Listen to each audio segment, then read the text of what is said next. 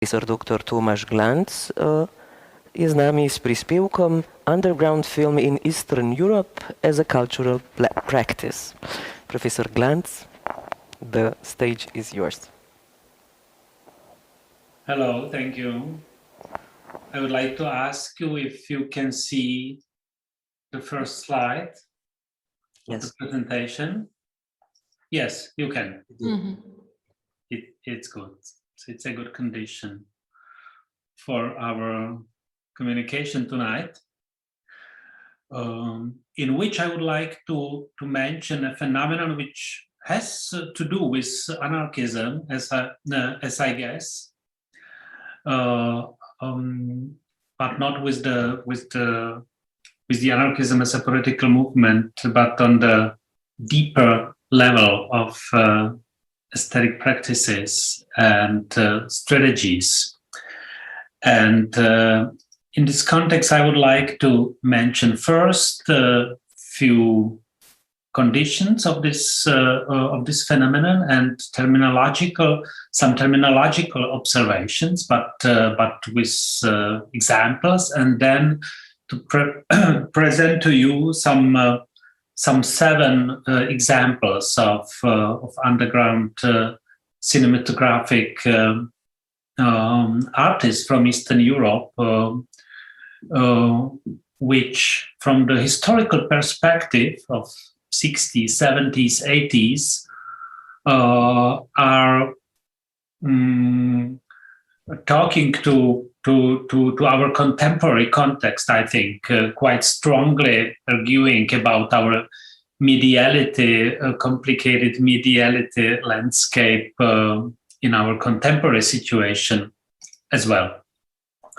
So this is the title, which already was mentioned, and the first remark is just a historical fact that in Eastern Europe, beginning from 1960s, a lot of authors have been occupied with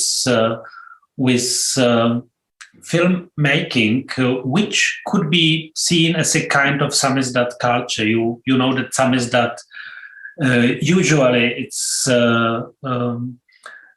concentrated on textuality, or in the case of magnetizdat and so on music maybe. But I think the film production in this sense is a part of samizdat as we usually are talking about it. And it's also important that those authors typically did work independently of each other. So we can see in former Yugoslavia, in Poland, Czechoslovakia, GDR, and other parts of Eastern Europe, this kind of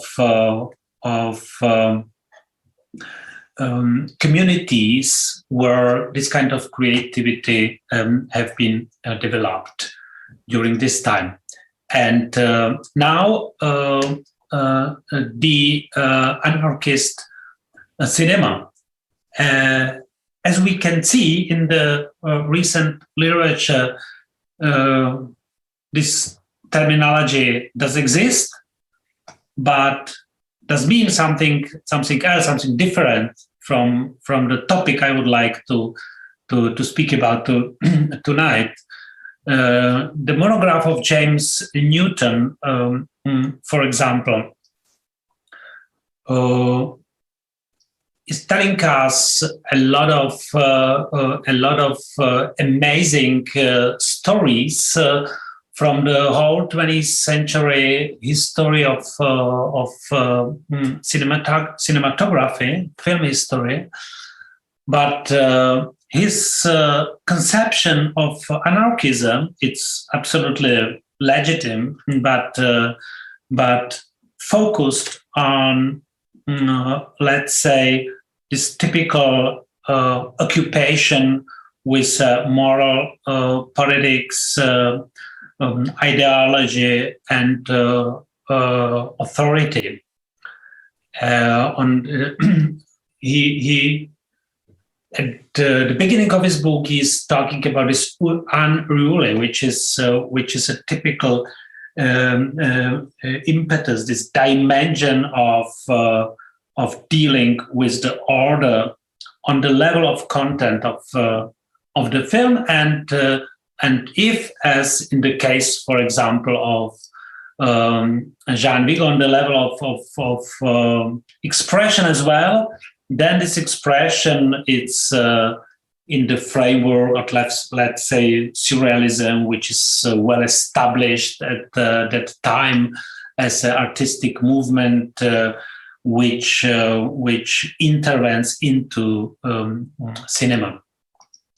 Another anarchist example could be Richard Parton's book on anarchist imagination,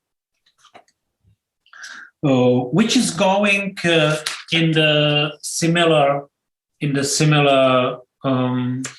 direction, speaking about Godard and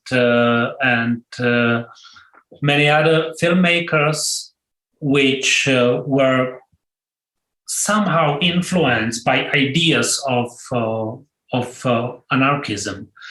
But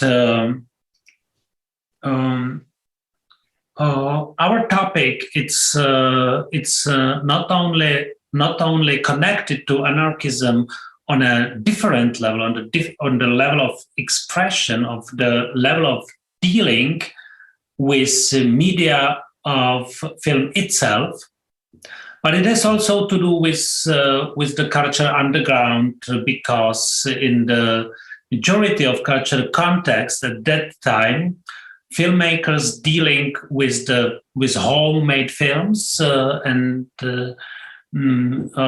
like working like partisans of cinematography, did work in the underground culture, the unofficial culture. And this term is also occupied by Western avant-garde and the underground film. It's a well-known term from late 50s, introduced by Manny Farber in his famous article for the magazine Commentary. Farber was a person which Susan Sontag have been fascinated by, and he wrote in his considerations about underground film, basically on some alternative to the Hollywood, like, let's say, so prior time production, about alternative approach inside the American cinema, about B movies and about experimental movies made by let's say, Herzog or Andy Warhol and Fassbinder.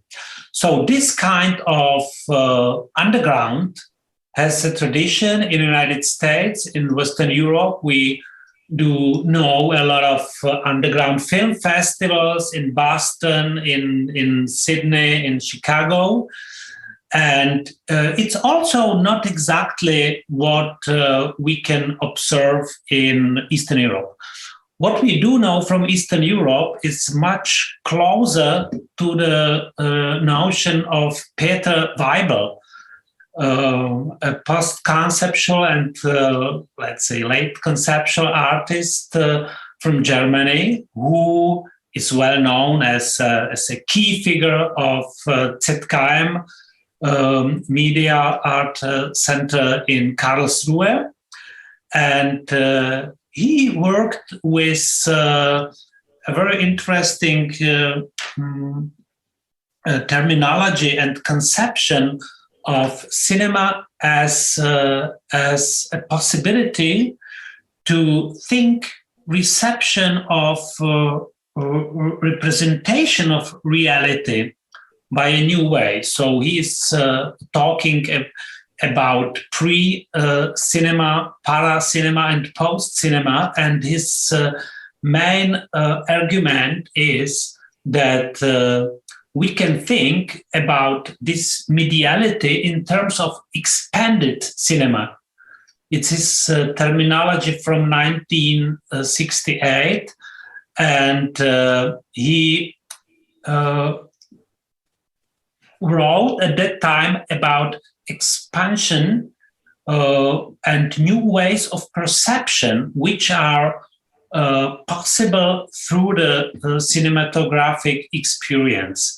And it's something much closer to the material which by very different sets of means did take place in this alternative or underground cinematography in Eastern Europe.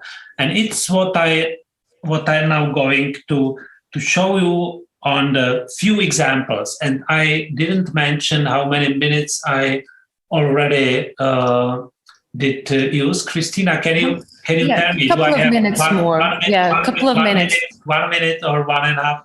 Couple of minutes. Two minutes, 2-3 minutes. It's okay. Yeah. So I will briefly present you this material, which is characterized by several types of subversion. And subversion, which is not anarchist or anarchic by the content, by the theme, by the material presented in the film, but much more in the mediality itself, by dealing with the camera. So all this process was outside the state-based cultural practice, and possible only since mid of 60s approximately, when Super 8 camera and 16 millimeter film first time in the history made possible private filming. And at exactly this moment, artists, but typically not people with the cinematographic training, artists, poets, performers started to explore this medium in new ways, without any training and with some wild anarchic approach. So this is the technical conditions have been quite important, because it's a subversion itself. This apparatus was made for like family birthday parties and some Christmas eves, and artists disused this means for their own aims. And the period was quite short, because during 80s, new technology made it impossible to go this way anymore. So subversion on different levels.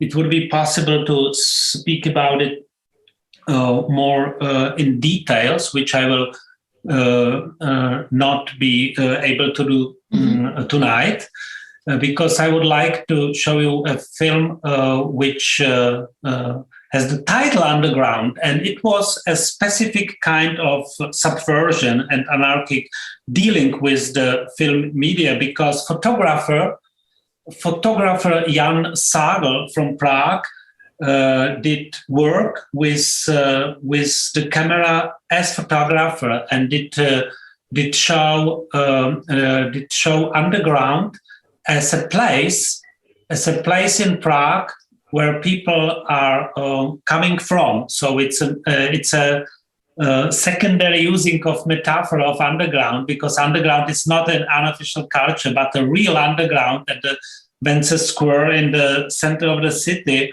where the photograph Sagel is working with the camera in only few works. Then he came back to photography after this brief period of experiments with moving image. And we can see this phenomenon across the Eastern Europe. The famous and canonic example is Yevgeny Yufit and his micro-realism in Russia, in Soviet Union, where the whole dark aesthetics of death and representation of death by those means were established in the Russian culture. A very early example is the OHO group, which in a Ljubljana-based conference I am not obliged to present in details, I think, but because everybody is familiar with the great story of OHO group, which did experiment with films during 60s. You can see here some stills from the famous Bullshit film from 1968. In Opus, also partly Yugoslavian, partly Hungarian artist Katalin Ladik, in Opus, Katalin Ladik worked with conditions not only of the film, but of the language of the film, filming characters which Opus, it's a film about the character O. So it's a very specific experiment which thematizes the birth of semiotic system of language through the film. Eva Partum is the Polish example of an artist who creates her own semiotic system, but by different means than Katalin Ladik. She works with the ideological characters, which she did use in a new Dadaistic way. It's a really anarchy of paradigm, of the language paradigm. Eva Partum, it's distributing poems, originally ideological characters for communist slogans in the nature, in urban space, and filming this process in this kind of cinematographic experiment. And I'm going to two last examples and two last possibilities of recording and film making, and both of them are from GDR. Now a quotation from Klaus Löser, who is head of the archive of independent cinema works from GDR. And one of the prominent example from this kind of cultural activity is the film by Guino Hahnemann, September, which is working with performance, visual art, and language, poetry. Because poetry, it's framing this cinematographic opus, which deals with everyday reality, with reflection of the media itself, and language, which is a kind of intervention to this cinematographic activity. Eine Täuschung, viel Chaos, Dekoration. Was it possible to hear it? Yes. Thank you, Tomaš. Thank you. I'm happy. And the last example is the attack against the border between film, performance, female body in the feminist work by Gabi Stötzer, a prominent GDR performer who did films based on her performances made in Erfurt during 80s. So those examples are the possible basis for the discussion about means and dispositions of this really anarchic, subversive cinematographic mediality. And it was my last word. Thank you very much for your attention. Thank you, Professor Glanc.